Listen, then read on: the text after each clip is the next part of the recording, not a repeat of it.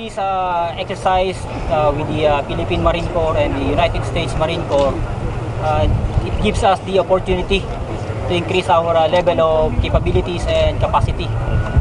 Capabilities ranging from command and control, mobility, logistics, maneuver, disaster response operations. And doing this jointly, we'll be able to respond to any scenario in the future. Sir, malaking kawalan ba pag natigil na itong mga ganitong pagsasanay-sanay? That question is I cannot answer on my... Ano yung mood, sir, ng troops natin? Were they okay? High moral ba? High moral sila? Oo. Na, Kanina, during the exercise? Katulad ng sinabi ko kanina, doing this exercise, it will increase our capability across the different range of military operations. Sir, how was the interoperability today? Did it show?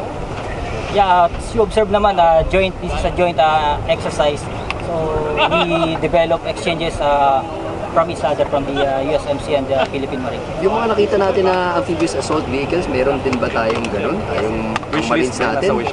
Yeah, on that list. aspect, right now, I cannot answer that.